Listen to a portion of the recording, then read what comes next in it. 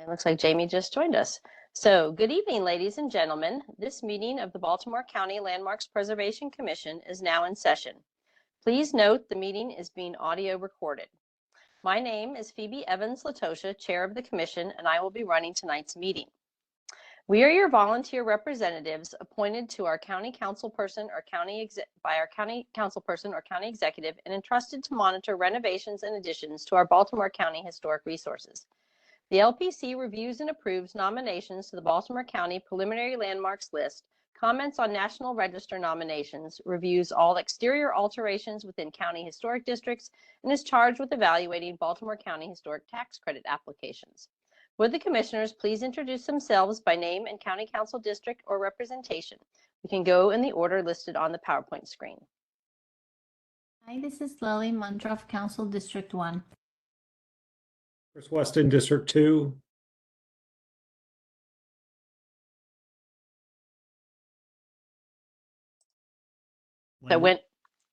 Oh, sorry. Wendy McIver, District 3.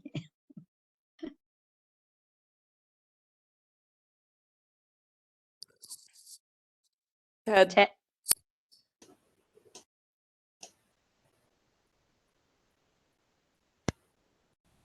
Ted. Oh, I'm sorry. Yes, I am here. Hi, Ted McHadden from Council District 4. Daniel Dean, District 5. John Holman, District 6. Jamie Ferguson, Executive Appointment. Scott Holupka, Planning Board Rep. Ed Horde, Executive Appointment. Vincent Johnson, Executive Appointment. And I think that is everyone who is in attendance. Chris Parks. Oh, Chris Parks. Okay, great. You just Sorry came in. Sorry to miss you, Chris. Fine. Just hopped in. Okay, great. So thank you all. Now please stand as we recite the Pledge of Allegiance. I pledge allegiance to the flag of the United States of America and to the republic for which it stands, one nation, under God, indivisible, liberty and justice for all. Thank you. The Landmarks Preservation Commission operates under the authority, standards, and requirements of Title VII, Article 32 of the Baltimore County Code.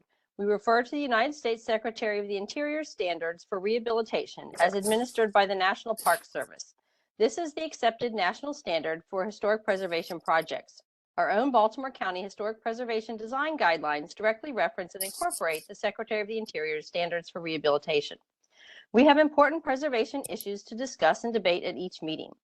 If you would like to make comments, please limit your comments to the specific application or proposal submission being reviewed. We ask for your assistance and understanding so that the discussions do not digress. As an additional comment, we can all agree that historic preservation is an important aspect of the quality of life and place that makes Baltimore County unique. As commissioners, we serve on the commission due to our expertise, interest, and passion for historic buildings and places, and we review submissions based solely on their merit. While we may disagree in discussion and voting, we continue to be a collegial body that respects each other personally and professionally. Would the staff please provide us with our virtual meeting reminders? For an offering testimony, those members of the public had an opportunity to sign up in advance with staff. For tonight's meeting, we do not have any registered speakers. We did get some written testimony. And again, all the testimony is submitted prior to the meeting so that we can keep it organized and share it with all of the commissioners in advance. Another staff reminder is all the information that's presented in this presentation is purely just a summary of the cases. The commissioners receive all the materials and applications, photos, and any other supporting information 1 week prior to the meeting in order to prepare. Okay. Could staff also inform the members of the commission if there are any changes to the preliminary agenda? Yes, we had one change to agenda item number 9, the Wheaton property at 207 West Seminary Avenue. The item was changed from the installation of a 6-foot stockade privacy fence and playhouse construction and pergola installation.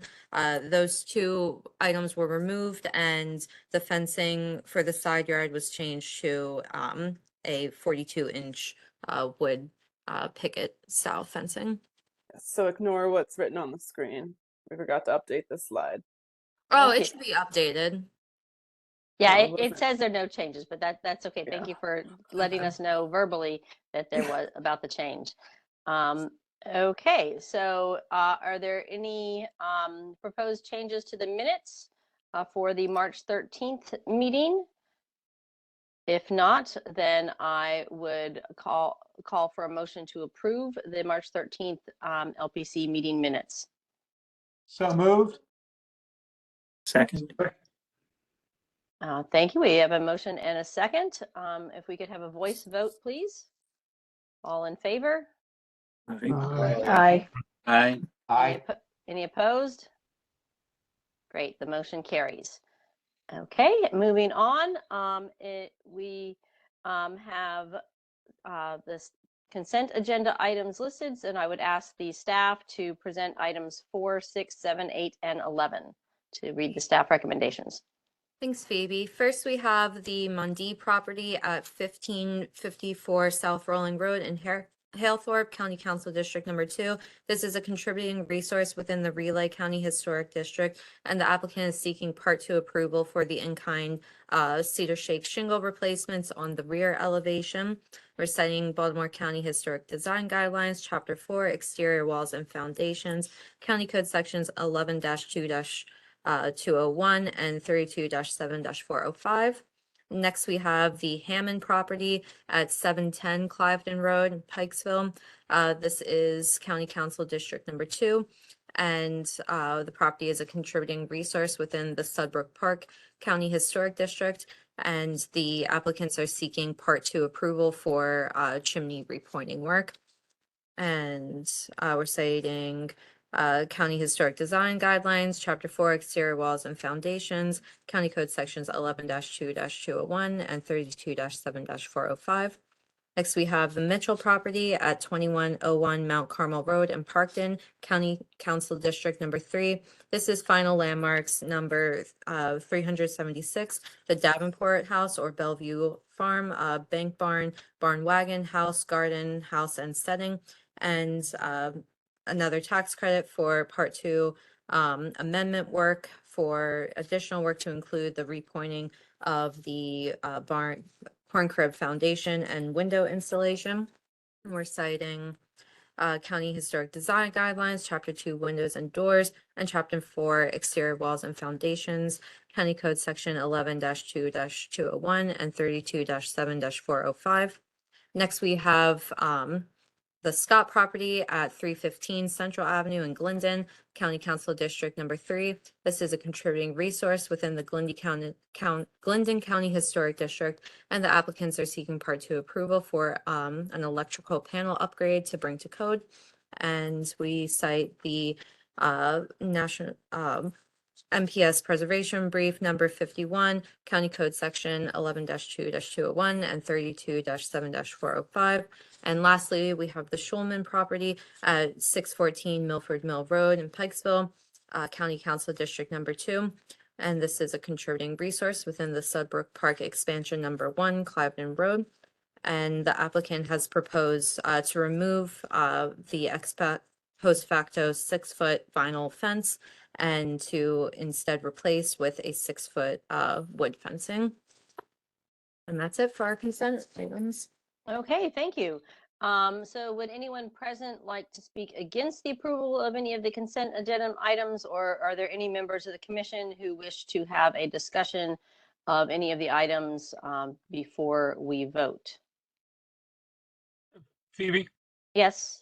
I just have a quick question. On number 8, the Scott property, since the electrical work is inside, why does it even need to come before the The work is part of their tax credit applications, and we Oh. review all tax credits. Yep. I got it. Okay, thank you. Interior and exterior, yeah. Okay, any other questions If not, I will entertain a motion for approval of the consent agenda items as submitted. I move that To we approve. approve the So consent agenda. Okay, so I heard Chris Parts made the motion. Do we have a second? I'll second. That's Wendy. Wendy. Great. So now let's have a voice vote. Yes. Yeah. Staff, could you call the names? Yep. Sorry, Wendy. Oh, sorry, baby. Okay, could we have Tom, please? Yes. Scott, Yes. Chris Weston, Yes. Chris Parts, Yes. Ted, Yes. Wendy, Yes. Ed, Yes. thank you. John, Yes. Dan, Yes. Lily, Yes. Jamie, Yes. Vince, Yes. and Phoebe, please. Yes. Great, thank you. Okay, so moving on for our discussion items. First one is number 5. So if staff could present the first case. Thanks. So this is the second portion of the Mondi Properties application, which is a historic review. And they are seeking review for a rear screened-in porch construction. So the applicant requests to remove the existing rear stoop, footings, and stairs to construct a 16 by 11.5-foot screened-in porch. The application notes that there was a previous rear deck that was removed by the current owner in 2016. The deck was in poor condition and was replaced with the present stoop, which was a project previously approved by the LPC. So the screened-in porch construction will consist of the following: the removal of the existing rear stairs and stoop. Foundation footing for the new deck will be poured to match code requirements. Pressure treated wood will be used to construct the 16 by 11.5 deck framing and exterior stairs and landing. It will have its own gable roofing system that will be flashed and attached to the rear of the house. Access will use the existing rear door. The porch post roof framing beams will be laminated veneer lumber on the interior, and the LVL support beams will be wrapped with a white AZEK PVC. The rafters will remain unwrapped. The interior decking will be TimberTech porch decking, tongue and groove, and TimberTech skirt boards will be installed on the perimeter on the sides of the landing and stairs. The railings will be Key-Link aluminum American railing series, and the screen panels will be integral with railings. Most decks in Baltimore County are not original. Rather, they were added after World War II when outdoor living became popular. In most cases, they are located in the rear yards, although some can be found in side yards. The LPC is generally less stringent in its review of decks and patios because they are considered to be reversible. The proposed screened-in porch is appropriately located in the rear of the house. The design and size are compatible with the dwelling, and it appears to be minimally visible from the public right-of-way. While our guidelines state that wood decks are always appropriate, composite materials may be reviewed on a case-by-case basis and will include the following considerations: the type of building, non-contributing versus contributing or landmark structure, the size of the property, location, and visibility, and the neighboring properties, that whether they are contributing or non-contributing. Staff feels that the majority of the composite materials will be on the interior of the screened-in portion and are not visible from the exterior. Staff asked the commission to discuss the material options and determine if they feel they are appropriate in this situation. So again, determine if the project meets our design guidelines, then vote to issue a certificate of appropriateness for the request as proposed or to modify accordingly, citing Baltimore County Historic Design Guidelines, Chapter 7, Fences and Landscapes, County Code, Section 32-7-405. Thank you. Is the applicant present? No. No. Okay, thank you. Do any of the commissioners have any clarifying questions?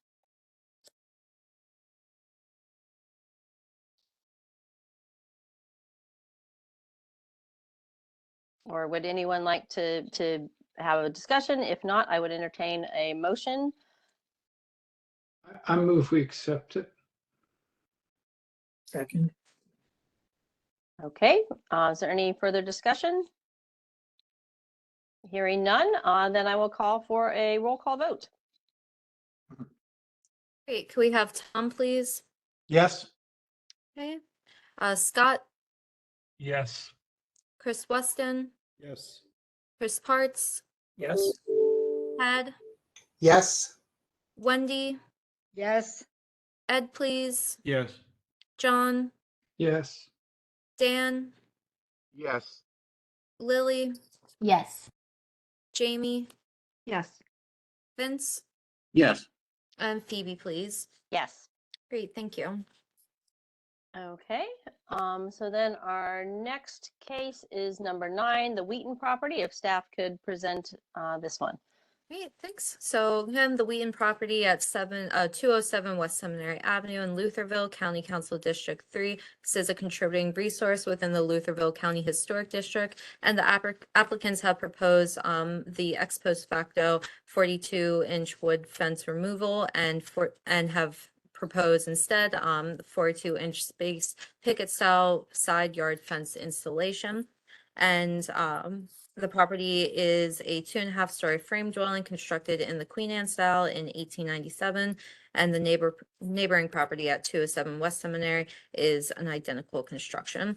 So just to refresh the commission's memory, on February 27th, 2025, preservation staff was contacted by the property owner to initiate the historic review process for the partial installation of a 42-inch wood Gothic style space picket fence in the front yard of the home. The commission reviewed the ex post facto proposal at the March 13th meeting and determined that the front yard fencing was not compatible with the home or district, as enclosing a front yard with a fence or wall where none previously existed or is not common in the county historic district is not appropriate. Staff asked the commission to discuss other options to enclose a front yard, such as planting a living fence like the existing front hedgerow. Living fences would be considered landscaping and would not need LPC review. The applicants have returned with updated plans to remove the front yard fence installation and install a 42-inch Gothic style space picket fencing with cross support beams and support posts along the east side yard. Google Street View imaging from 2008 to 2023 indicate that previous stockade style privacy fence was situated between the driveways at 207 West Seminary and 201 West Seminary Ave. Baltimore County aerial imaging from 2020 to 2023 shows the fence line extending north-south along the east property line, and a portion of the previous stockade-style fencing remains along the rear east side yard where it joins the existing split rail fencing that encloses the rear yard. Staff estimates that the previous fence length was around 250 feet, and the applicants provided photos of 2 wood posts identified along the east side yard where the previous fencing existed.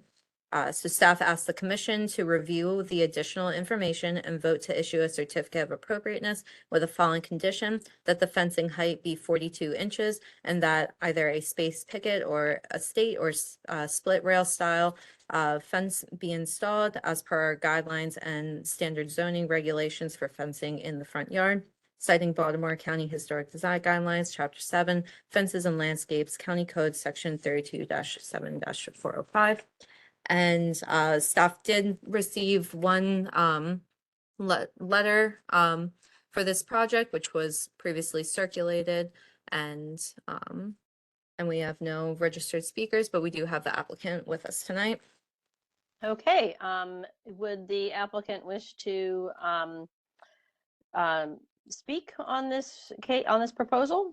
I Sure. don't know how to turn on my video. Hello, everybody. I'm David Wheaton. Myself and my wife, Amanda George Wheaton, purchased this home in December of last year. It's been an adventure. So we're excited to be in your district and be able to make this home what we hope we can. And I apologize not to be present during the previous meeting. I think my comments may have been useful in answering any of your questions.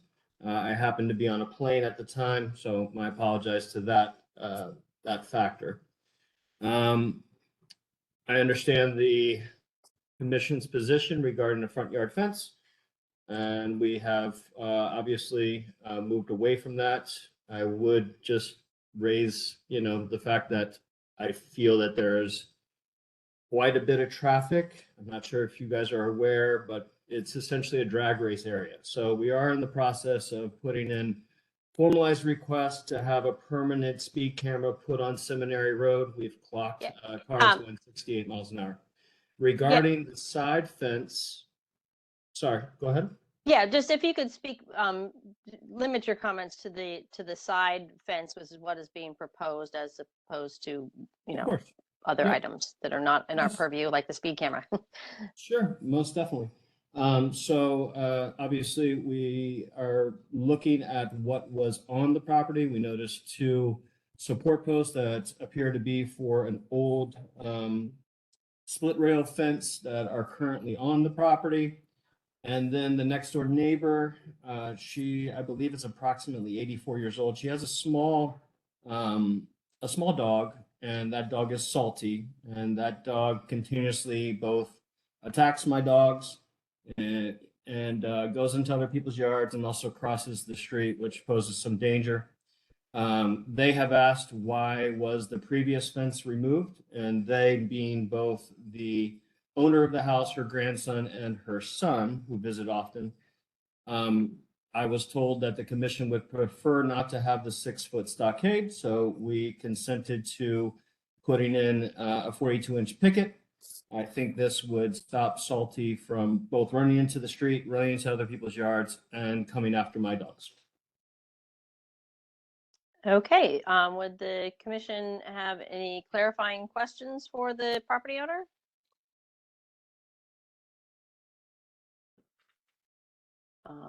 Okay, and I couldn't Wendy. get my mute button. okay, thank you, Wendy. Go ahead. So we're talking about just the side as far as fencing. Is that correct? We're not That's talking my about the front. understanding. Okay. Thank you. Yeah, so the proposal is for a 42-inch picket style wood fence on the side of the front yard. I know it was a little confusing because there was a previous proposal, and the pictures maybe include the previous proposal, so it's really just that red line on the picture that's there. Okay. That would be the east side yard fencing. And it's not in the picture stockade style, it's going to be in the picket style. Right. Okay. Okay. Thank you.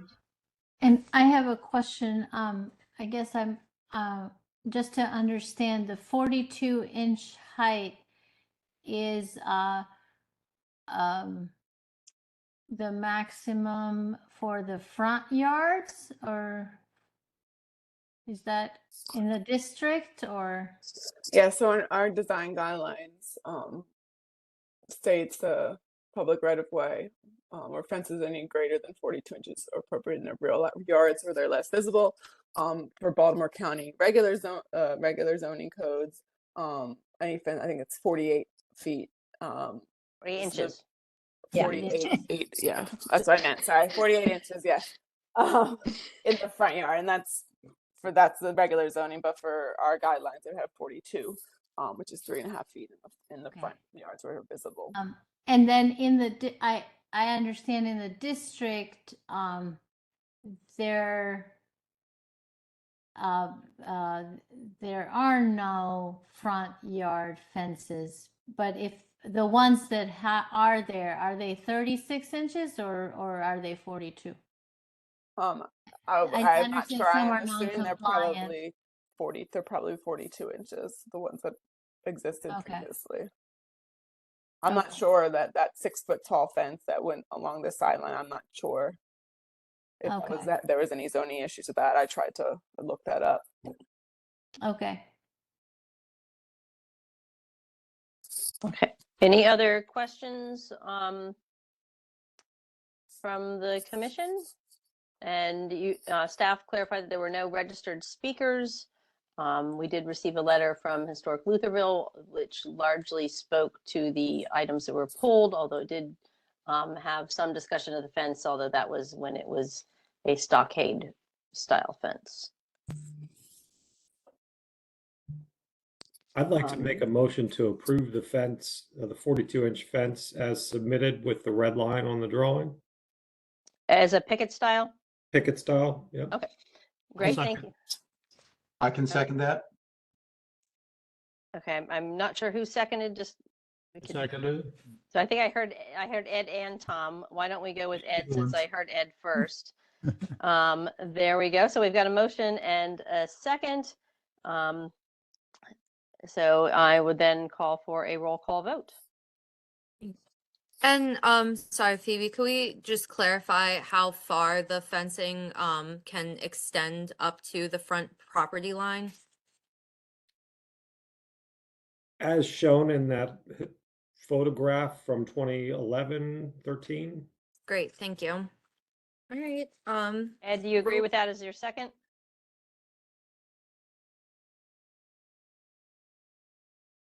That was my understanding. Okay, great. Okay, thank you. Okay, folks, could I have Tom, please? Yes. Scott, Yes. Chris Weston, Yes. Chris Parts, Yes. Ted, Yes. Wendy, Yes, Ed, Yes. John, Yes. Dan, Yes. Lily, Jamie, Yes. Vince, Yes. and Phoebe, please. Yes. Great, thank you. All right. Okay, I believe our next case is number 10.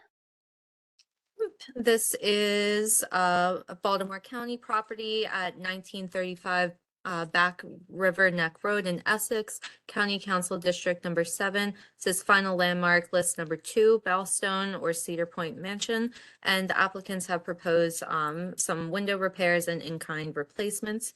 So property management is looking to make repairs to the windows at the mansion located on the property of the Rocky Point Golf Course. The house, built during the late 18th or early 19th century, has been enlarged twice. The house has a long life full of alterations, although part of it was built in 1800. Little of this now remains, and the house as it stands today is illustrative of the large farmhouse of the 1870s and 1880s. Bellstone Mansion is one of the few farm-related buildings to have survived in this area of rapid 20th century development. The following windows will be repaired. On the front elevation, the 3 dormer windows will be repaired, and the work includes scraping and repairing and repainting the sashes and trim. On the right side elevation, 7 windows will be repaired, and again, the work includes scraping, repairs, and repainting for the sashes, frames, and bullnose. 3 interior window sills will be replaced in kind. And on the rear elevation, 4 windows will be repaired, and associated window sills will be replaced in kind. This work includes scraping, repair, and repainting of the sashes, frames, and bullnose. And finally, on the left side elevation, 1 attic window will be repaired, and the work includes scraping, repairs, and repainting of the sash, bullnose, and sill. No specific details regarding what types of repairs were made, but staff asks that the commission clarify the types of repair techniques, how the paint will be removed, and any other questions related to the project. So then if staff determines that the project meets our design guidelines, then vote to issue a certificate of appropriateness as proposed or modified as needed, citing Baltimore County Historic Design Guidelines, Chapter 2, Windows and Doors, County Code Section 32-7-405. And I do not believe we have the project representative with us. Okay, so then I would turn it to the commission to see if they have any more clarifying questions.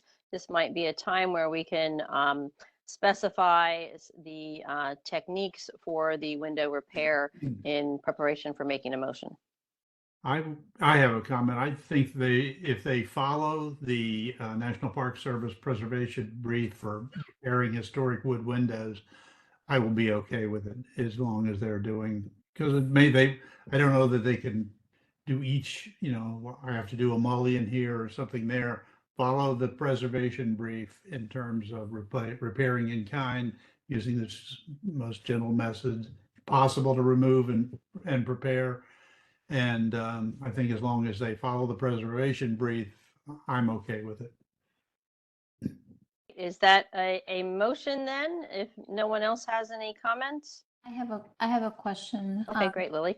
So is this a historic tax credit application or no? No, it's not. It's county owned, so they wouldn't be eligible Okay. for getting the Okay. tax credit. So my question was whether or not they were restoring the windows to like operability. If they're, you know, if they're the double hungs, would they have the chains replaced? And whether or not they're planning to put any storm windows, interior or exterior. I just wanted to know,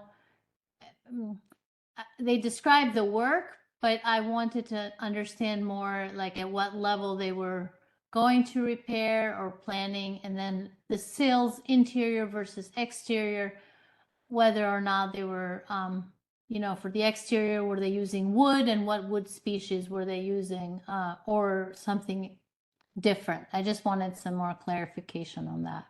We do not have that information.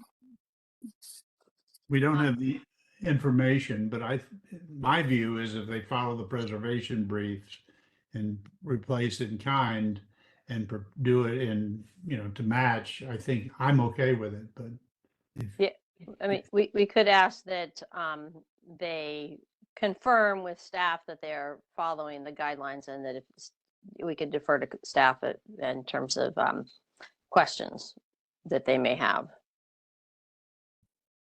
And you guys can make a motion with the condition, a conditional approval, saying that they need to follow the National Park Service preservation brief number, whatever it is for preserving historic windows.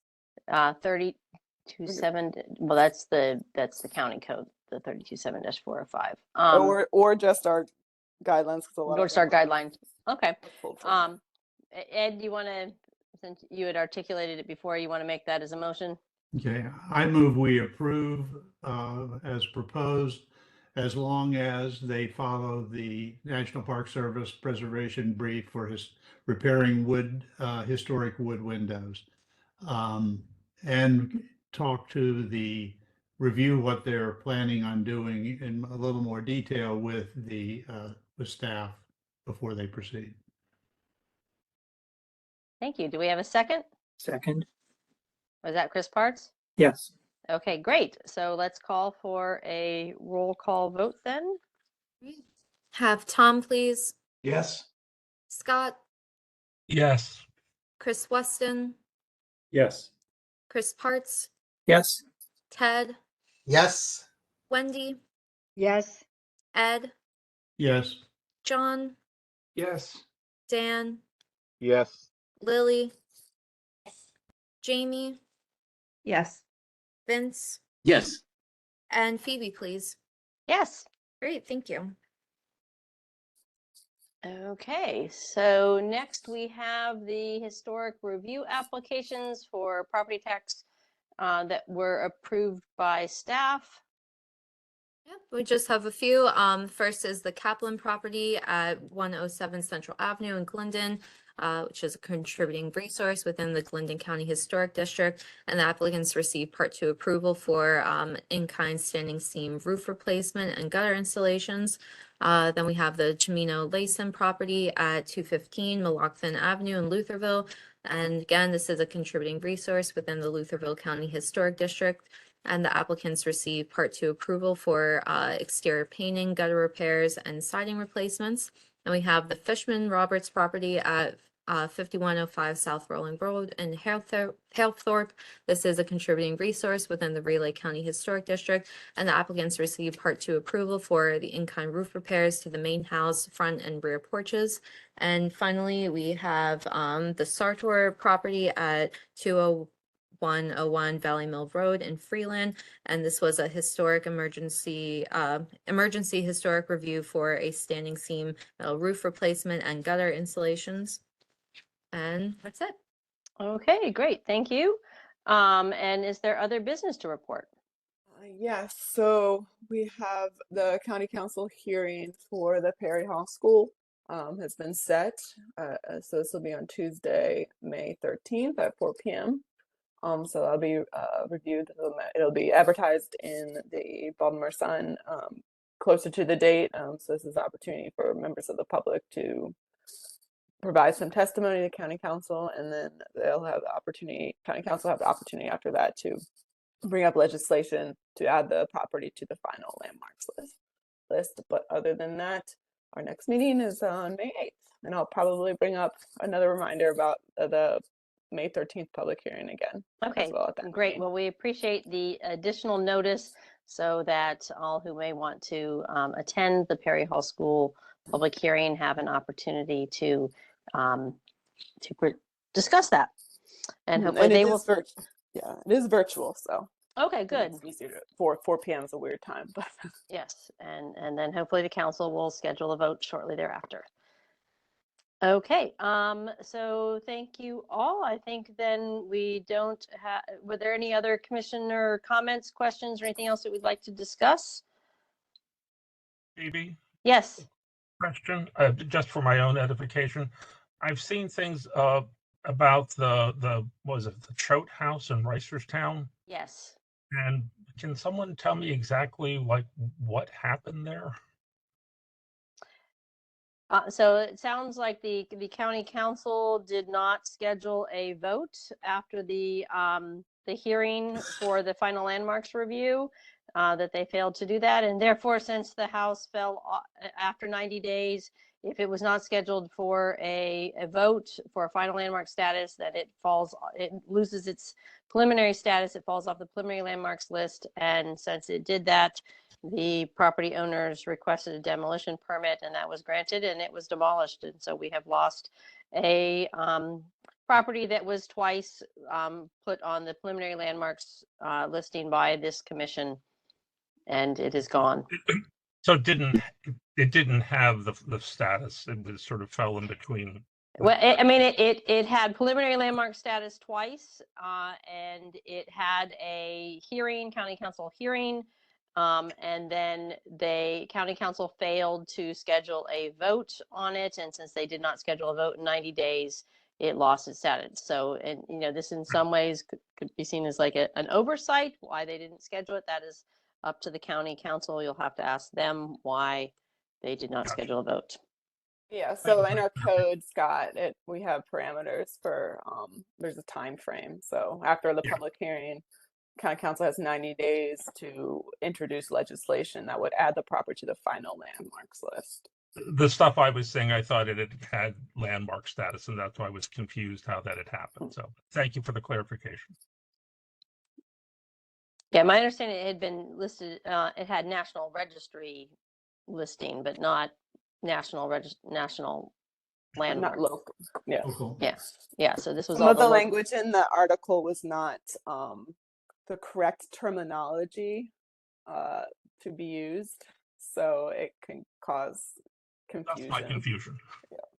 Yeah, because the title of it was National Historic Landmark, and that's actually the highest historic designation in the country, and Baltimore County only has 2 of those, and it was not. That's confused like how that could have happened. So thank you. Yeah. It's also illustrative, though, that just because there's some measure of historic designation on a property does not mean that it's safe from demolition, and why it's important that that the recommendations of this commission be acknowledged, because when things don't move forward based on our recommendations, we lose vital resources. Yes, that's correct. The National Register and National Historic Landmarks, those aren't they provide regulatory. All carrot, no stick.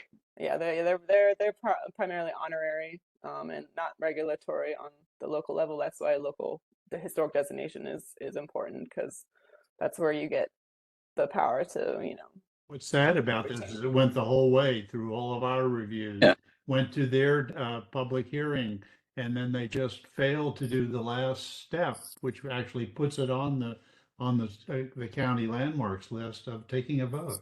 I don't know.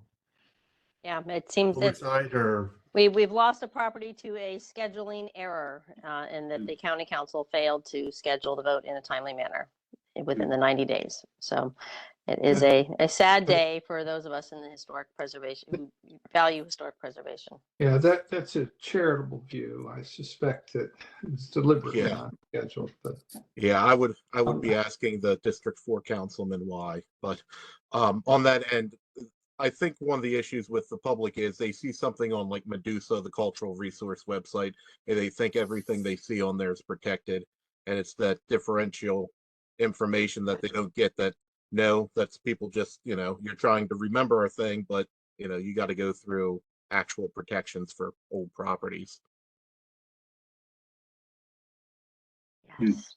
Dan, did you want to share the cemetery tour this weekend if you're doing that at the Marshy Point site? Oh yeah, so on some of the stuff on my end, I am the research chair for Marshy Point Nature Center Council. We do have a cemetery that is, we call it a cemetery. It's an 18th century burial site. The property owners from the 1700s there's one stone that's marked for Cassandra Hamilton. It says Cassandor Hamilton, the spelling of the name on there, from passed away in 1794. We had a GPR done, a ground penetrating radar, in the past. I was able to get the Maryland Historical Trust to assist in that. And there's 17 probable graves and 9 possible other ones. But I have we have our spring festival this Saturday, so all of you are welcome to come on by. It's in District 5, Marshy Point Nature Center. It's a Baltimore County park. And I normally do the tour of the cemetery. It's supposed to be a little rainy. I also have a QR code where I created a cemetery tour as well. And I'll have some stuff for archaeology stuff and history stuff as well. So that is this Saturday if anybody's interested. Thank you.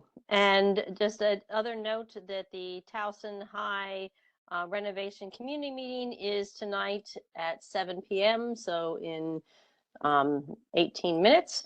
And if anyone is interested in going that, they will also be posting updates on the Towson High website. And again, that is another county landmark. So thank you all for your time to attend. I would entertain a motion to end the meeting. Move that we end the meeting. Thank you, Chris. Is there a second? I'll second. Thank you. And if we could just have a voice vote to adjourn. All in favor? Aye. Aye. good Thank night. you.